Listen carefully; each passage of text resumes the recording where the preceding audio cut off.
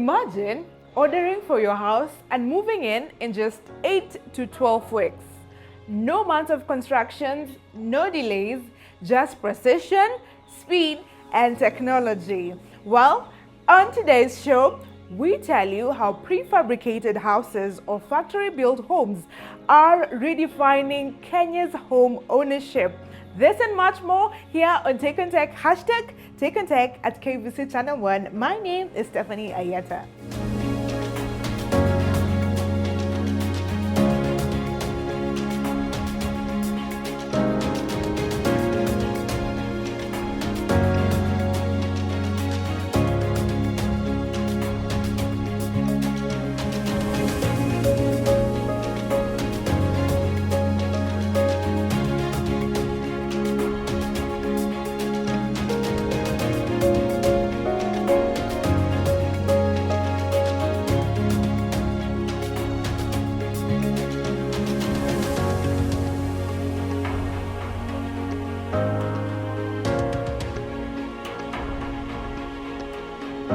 As Kenya continues to face a growing housing deficit, the search for faster, smarter, and more sustainable building solutions has never been more urgent.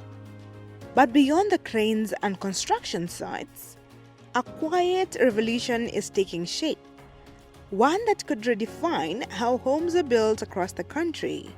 Prefabricated housing, often referred to as prefab, is not entirely new, but in Kenya, it's gaining renewed attention and momentum. At the center of this shift is Safal Homes, an initiative by Mabati Rolling Mills under the Safal Group. Their approach is simple yet transformative. Instead of building everything on site, homes are manufactured in a factory, then assembled quickly and efficiently on location. Unlike traditional brick and mortar construction, which can take months or even years, prefabricated homes can be completed in as little as 3 to 8 weeks after the foundation is set. The secret lies in precision manufacturing. Each component, walls, roofing systems, structural frames, is pre-engineered in a controlled environment. Once ready, these parts are transported to the site and assembled like a carefully designed puzzle. This not only saves time, but significantly reduces construction errors and delays. At the core of this innovation are insulated sandwich panels. These panels combine steel sheets with polyurethane foams, forming walls that are not only strong but intelligent. They provide thermal insulation, keeping homes cool in hot weather and warm in colder conditions. They also offer soundproofing and long-term durability, meaning homeowners spend less on maintenance over time. In practical terms, this translates into comfort, efficiency, and longevity. Traditional construction often comes with uncertainty, cost overruns, material wastage, and heavy reliance on skilled labor.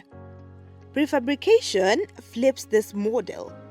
By shifting most of the work off-site, it minimizes waste, ensures consistent quality, and reduces the need for highly specialized labor during installation. The result? Faster delivery, predictable cost, and a streamlined building process. And in a country like Kenya, where demand for housing far outpaces supply, this could be a game changer. Kenya requires an estimated 200,000 new homes every year, yet current construction falls short. Prefabricated housing offers a scalable solution with the potential to rapidly increase supply without sacrificing quality or affordability. In many cases, these homes are priced competitively with conventional houses, while offering long-term savings due to reduced maintenance. But the benefits go beyond cost and speed. Prefab homes are designed with modern living in mind. Thinner yet stronger walls mean more usable space within the same footprint. Customizable designs allow homeowners to tailor their spaces. And with pre-installed conduits for plumbing and electricity, alongside factory-finished interiors, the final product is both efficient and contemporary. Still, like any emerging technology, prefabricated housing faces its share of challenges. The biggest hurdle is not structural, it's perception. For many, the idea of a steel-based home raises concerns about durability and safety.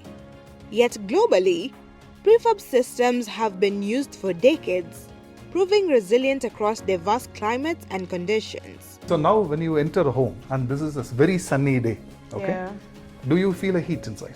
No, Exactly. it's actually And very that cool. is, so typically anybody thinks of steel, they will think that, oh, this is going to be pretty, a steel which conducts heat. Yeah. But here, that is a whole advantage of this solution. Okay, Alright. when you now look into it, you are looking at steel house, okay, in a way to say, but you will not get a feel of the typical heat which is there in the in a steel The house. steel house, yeah.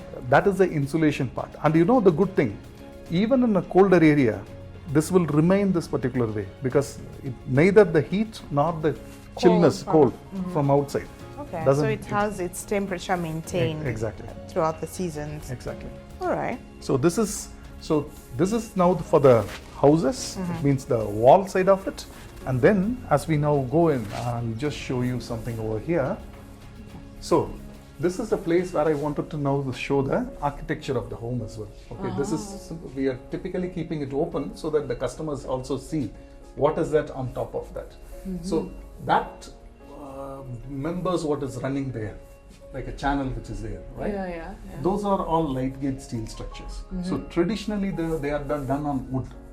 So here it is done with a light gauge steel structure.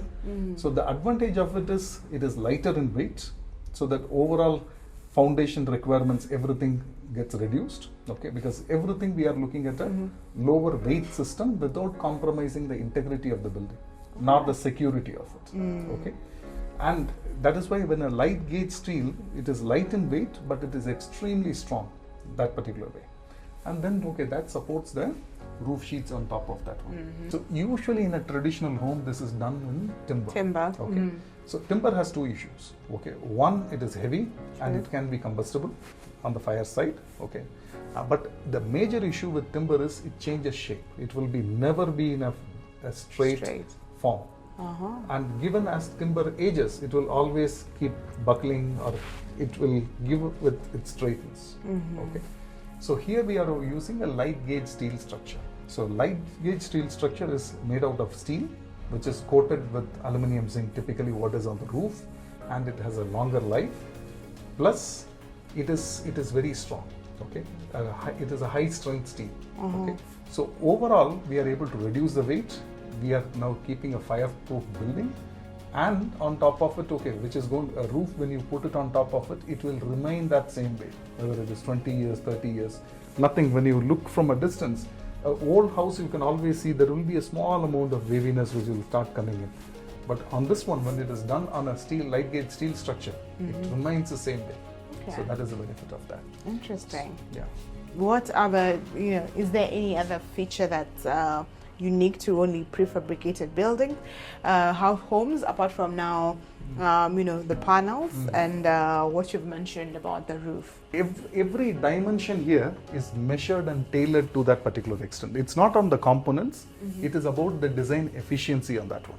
So every aspect of it is already coming from a factory. So what it really saves is you don't need a very good artisan or somebody who is technically qualified to come and do this one. A simple fundi can sit and now start erecting your homes. Okay. And the direction what we are going is, as we talked about scalability, how much homes we will be able to do. Yeah. So one of the things what we are looking at is about each of this one is able to be tailored for a home. We can even now give a demo video to an installer. He doesn't have to be sitting now instructed by somebody who is an engineer and architect how to do this one. He can just see the video for himself and start doing that one. Okay. Yeah. Makes it easy. Exactly. You know, creates more opportunities, I believe. So this is a, you know, bedroom. It's, you know, it looks very homely, the whole house. Yeah. Actually.